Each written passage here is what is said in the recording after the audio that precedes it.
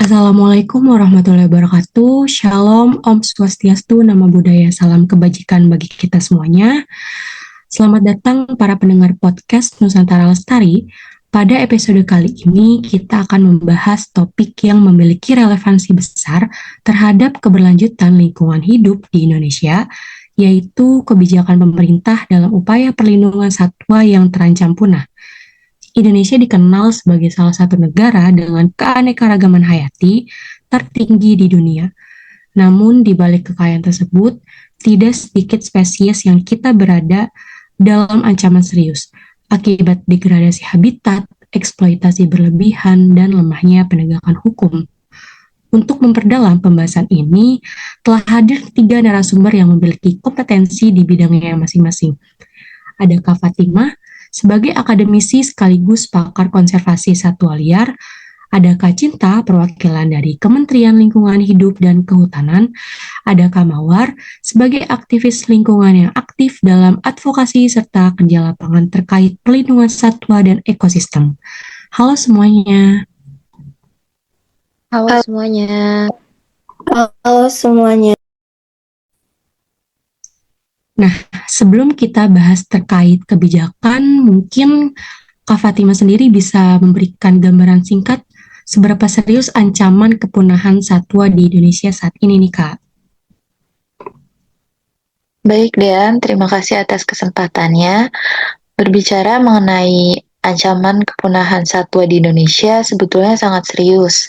Menurut data terbaru yang kami terima dari Lembaga Konservasi Nasional dan internasional, lebih dari 900 spesies satwa di Indonesia diklasifikasikan ke dalam kategori terancam punah, yaitu rentan, genting, dan kritis dalam daftar merah IUCN atau International Union for Conservation of Nature, seperti harimau Sumatera, badak Jawa, orang utan, Kalimantan, hingga burung cendrawasih. Penyebab utamanya ini ada beragam. Namun, 3 faktor utama yang paling mempengaruhi ini sebenarnya yang pertama itu hilangnya habitat dan fragmentasi habitat mereka. Lalu yang kedua itu ada perburuan ilegal dan perdagangan satwa liar. Yang ketiga itu ada konflik antara manusia dan satwa liar itu sendiri. Singkatnya, Dan, Indonesia ini yang dikenal sebagai salah satu negara mega biodiversity di dunia, berada di dalam kondisi kritis dalam mempertahankan kekayaan hayatinya. Jika tren ini terus berlanjut tanpa intervensi kebijakan yang kuat, maka kita, negara Indonesia, akan berisiko kehilangan beberapa ikon satwa liar endemik untuk masa yang akan datang. Seperti itu, Dean. Wah, angka yang cukup mengkhawatirkan ya. Nah, mungkin dari Kak Cinta sendiri, sisi pemerintah itu gimana sih langkah-langkah kebijakan yang sudah dijalankan untuk menanggulangi masalah ini? Baik, terima kasih atas kesempatannya Kak Dean dan Kak Fatima. Jadi pemerintah melalui Kementerian Lingkungan Hidup dan juga Kehutanan mempunyai beberapa kebijakan kunci yang bertujuan untuk menjaga kelestarian lingkungan, mengelola sumber daya alam secara keberlanjutan, dan juga mengatasi perubahan iklim. Yang pertama yaitu kebijakan pengendalian deforestasi dan degradasi hutan. Ada program Follow Net Sink tahun 2030 Forestry and Other Land Use yang menargetkan sektor kehutanan Indonesia menjadi penyerap karbon bersih pada tahun 2030 yang berfokus pada pengurangan deforestasi, peningkatan reforestasi, dan juga rehabilitasi lahan kritis. Lalu ada moratorium izin baru di hutan primer dan juga lahan gambut yang melarang penerbitan izin baru untuk pembukaan hutan primer dan juga lahan gambut demi menjaga ekosistem. Lalu yang kedua, terdapat kebijakan rehabilitasi hutan dan juga lahan. Adanya rehabilitasi hutan dan juga lahan kritis melalui penanaman kembali pohon di daerah aliran sungai, dan juga ada melibatkan masyarakat dalam program perhutanan sosial agar masyarakat atau warga mendapatkan manfaat ekonomi tanpa merusak lingkungan.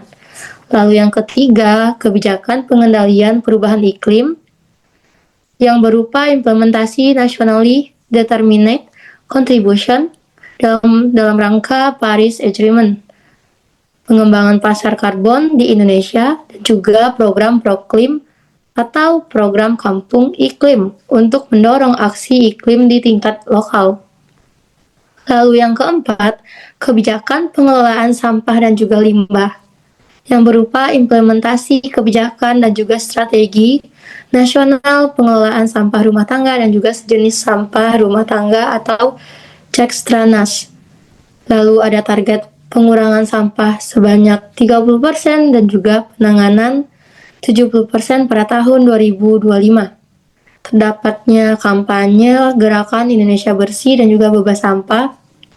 Lalu selanjutnya, kelima, kebijakan pengelolaan sumber daya alam dan juga ekosistem yang berupa konservasi keanekaragaman hayati melalui pengelolaan taman nasional dan juga kawasan konservasi, lalu perlindungan satwa liar dari perdagangan ilegal, dan juga rehabilitasi ekosistem gambut dan juga mangrove. Lalu keenam, kebijakan pengendalian pencemaran dan juga kerusakan lingkungan yang berisi pengawasan ketat terhadap emisi industri, limbah B3 dan juga kualitas air sungai, lalu program proper atau program penilaian peringkat kinerja perusahaan atau mendorong untuk kepatuhan lingkungan industri. Lalu yang terakhir, terdapat kebijakan perhutanan sosial dan juga ekonomi hijau yang berisikan memberi hak kelola kepada masyarakat lokal di kawasan hutan melalui skema hutan desa, hutan kemasyarakatan, dan juga hutan adat. Lalu mendorong ekonomi hijau dan juga bioekonomi sebagai alternatif pembangunan keberlanjutan. Lalu dari itu juga ada peraturan pemerintah nomor 7 tahun 1999 tentang pengawetan jenis tumbuhan dan juga satwa yang kini diperbarui dengan PP nomor 8 tahun 2023, yang kemudian kami juga mengembangkan program konservasi in situ dan juga ex situ seperti taman nasional, cagar alam, serta penangkaran satwa langka. Begitu. Baik, mungkin bisa dikasih sedikit contoh penerapan di lapangannya, Kak Cinta? Boleh, tentu saja. Ada program konservasi badak Jawa di Taman Nasional Ujung Kulon, yang merupakan upaya utama pemerintah Indonesia melalui Kementerian Lingkungan Hidup dan juga Kehutanan untuk melindungi lingkungan hidup dan juga kehutanan dalam satu spesies paling langka di dunia. Program ini berfokus pada perlindungan habitat alami, pengawasan populasi, dan juga pencegahan perburuan liar. Upaya-upaya tersebut juga dilakukan dengan perkuatan patroli hutan, penggunaan kamera jebak, atau untuk memantau populasi, serta rehabilitasi kawasan hutan yang menjadi habitat utama badak. Selain itu, KLHK juga bekerja sama dengan berbagai lembaga konservasi nasional dan juga internasional untuk mendukung riset genetika, pengelolaan pakan alami, dan peningkatan kesadaran masyarakat sekitar Taman Nasional. Tujuannya adalah menjaga keseimbangan ekosistem sekaligus memastikan keberlanjutan populasi badak Jawa yang saat ini hanya tersisa di Ujung Kulon. Program ini juga menjadi simbol komitmen Indonesia dalam menjaga keanekaragaman hayati dan juga mencegah kepunahan satwa endemik, yang dimana populasi badak kini stabil ya, di kisaran 70 individu. Lalu juga ada rehabilitasi orangutan di Kalimantan melalui kerjasama dengan lembaga seperti BOS Foundation. Program rehabilitasi orangutan di Kalimantan juga merupakan upaya yang sangat penting ya untuk menyelamatkan dan juga memulihkan populasi orangutan yang terancam akibat deforestasi, kebakaran hutan, dan juga perdagangan ilegal satwa liar. Melalui kerjasama antara Kementerian Lingkungan Hidup dan juga Kehutanan, serta lembaga konservasi seperti Borneo Orangutan Survival Foundation. Program ini berfokus pada penyelamatan, perawatan, serta pelatihan keterampilan bertahan hidup bagi orangutan sebelum dilepas liarkan kembali ke habitat alaminya. Dalam kegiatan rehabilitas dilakukan di pusat-pusat konservasi seperti Samboja Lestari dan juga Nyaru Menteng, yang dimana orangutan ini yang diselamatkan menjadi proses panjang untuk mempelajari, memanjat, mencari makan, dan juga hidup mandiri di alam liar.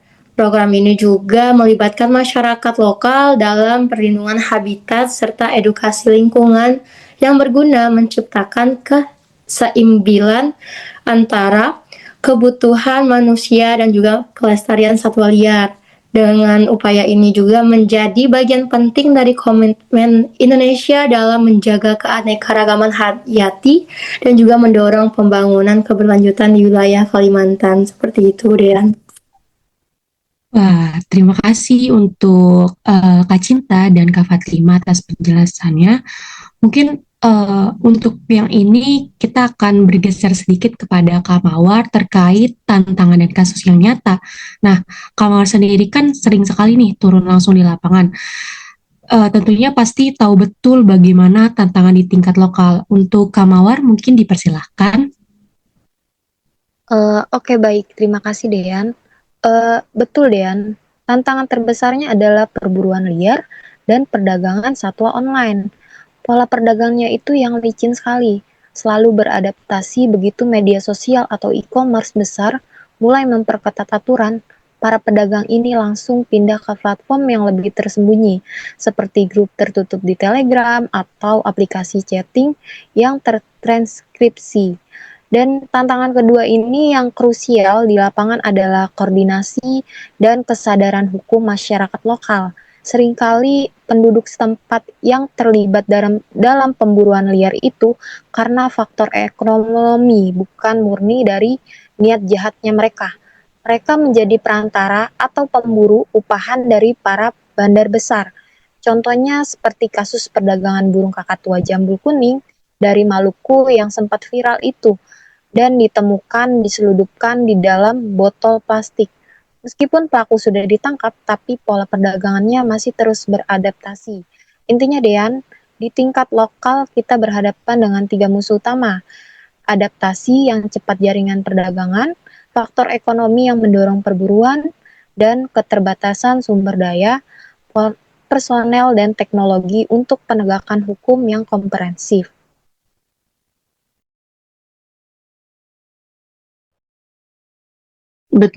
Betul sekali ya apa yang disampaikan dari Kak Mawar.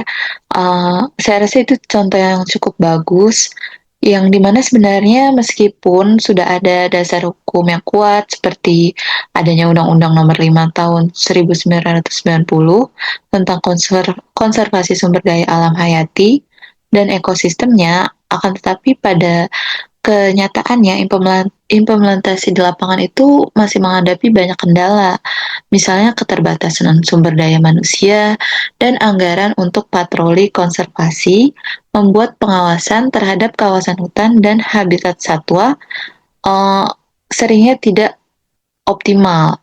Selain itu, koordinasi antar lembaga seperti antara Balai Konservasi Sumber Daya Alam, BKSDA, aparat kepolisian, dan pemerintah daerah seringkali juga belum berjalan efektif. Selain itu, ada juga faktor nih seperti faktor sosial ekonomi masyarakat di sekitar hutan yang kadang masih bergantung pada aktivitas berburu atau menjual satwa untuk bertahan hidup. Maka dari itu, penegakan hukum perlu dibarengi dengan pendekatan yang sifatnya edukatif dan pemberdayaan ekonomi alternatif bagi masyarakat setempat. Contohnya melalui pelatihan ekowisata atau budidaya tanaman hutan non-kayu, atau juga program konservasi berbasis komunitas. Dengan cara ini diharapkan perlindungan satwa tidak hanya menjadi tugas dari pemerintah aja nih, tetapi juga menjadi bagian dari kesejahteraan dan kesadaran masyarakat itu sendiri. Seperti itu. Benar teman-teman, karena wilayah Indonesia itu sangat luas dan juga kami perlu dukungan masyarakat dan sekarang pemerintah juga sedang merevisi UU Konservasi tahun 1990 yang supaya lebih relevan dengan kondisi saat ini, terutama dalam hal penegakan hukum digital dan juga perlindungan habitat kritis.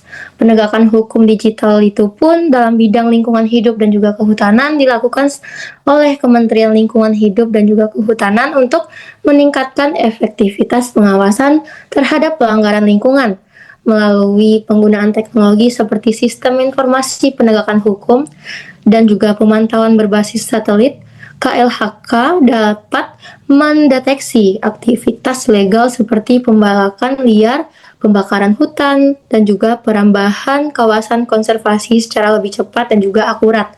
Dengan data digital ini menjadi bukti penting dalam proses penegakan hukum, serta juga membantu meningkatkan sebuah atau suatu transparansi dan juga akuntabilitas pengelolaan sumber daya alam.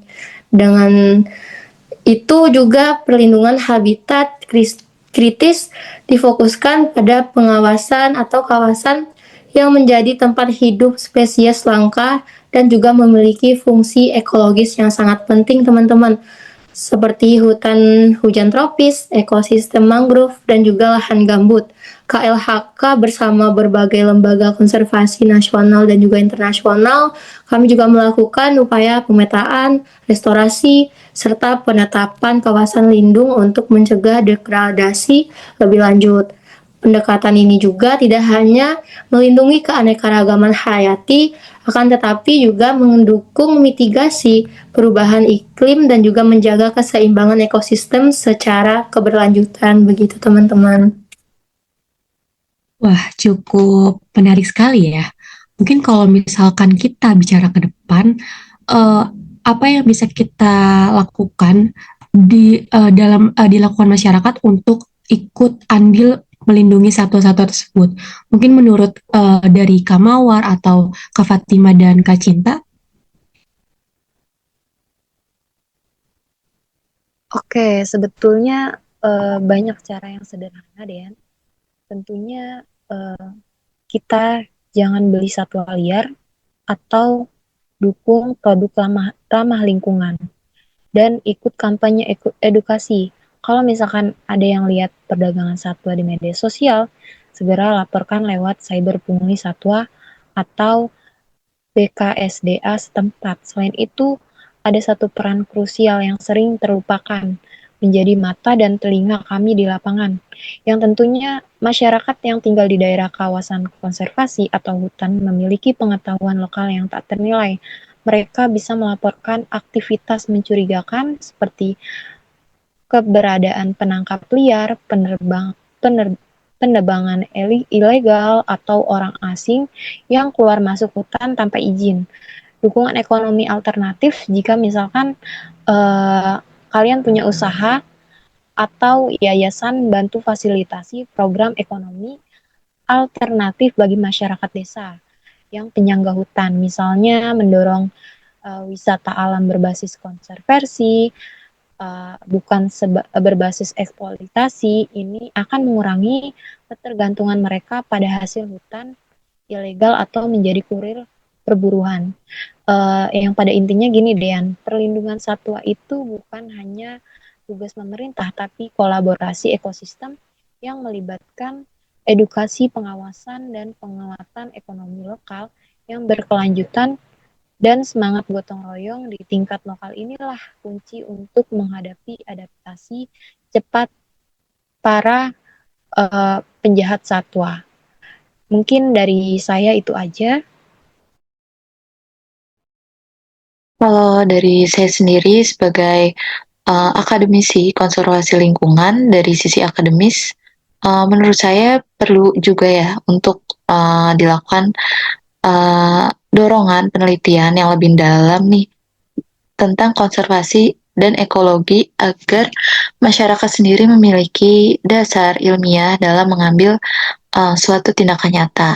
Selain itu, edukasi sejak dini di sekolah juga sangat penting untuk menanamkan kesadaran tentang pentingnya menjaga keanekaragaman hayati. Sebagai contoh, misalnya dengan kurikulum yang mengenalkan jenis-jenis satwa langka di Indonesia. Selain itu juga bisa dengan kegiatan lapangan seperti observasi alam, atau program adopsi satwa simbolik di kebun binatang dan taman nasional. Diharapkan dengan cara ini, generasi muda saat ini tidak hanya sekedar mengetahui sejarah teori saja, tetapi juga merasakan keterhubungan langsung dengan alam. Semakin banyak masyarakat yang paham dan peduli, semakin besar juga tekanan positif terhadap pemerintah dan sektor swasta untuk membuat serta menjalankan kebijakan perlindungan satwa yang lebih tegas dan berkelanjutan. Mungkin dari Kak Cinta ada yang ingin ditambahkan?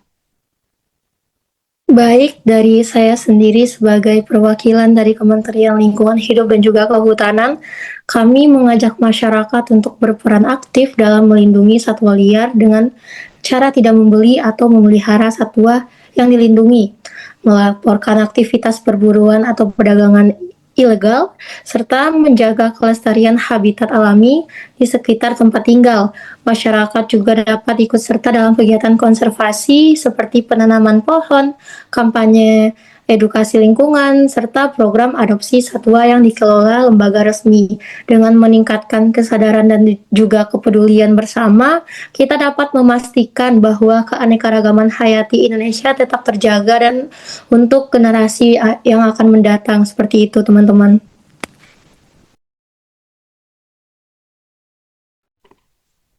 Oke, baik. Luar biasa ya penjelasan dari Kak Fatima, Kak Cinta, dan Kak Mawar. Jadi jelas ya bahwa perlindungan satwa ini atau satwa yang terancam punah itu bukan hanya tugas dari pemerintah itu saja, tapi tanggung jawab kita bersama. Nah, tentunya kesadaran tindakan nyata dan kolaborasi berbagai pihak menjadi kunci utama dalam memastikan kelestarian makhluk hidup, tentunya untuk di masa yang akan datang. Jika hari ini kita mulai peduli dan bertindak, maka tidak hanya menyelamatkan satwa, tetapi juga menjaga keseimbangan alam bagi generasi yang akan datang. Semoga pembahasan ini tidak berhenti pada wacana saja, melainkan menjadi langkah awal menuju perubahan yang lebih baik. Mungkin terima kasih atas kesempatannya kepada Kak Cinta, Kak Mawar, dan Kak Fatima. Sampai jumpa di episode berikutnya dari podcast Nusantara Lestari. Terima kasih, sampai jumpa.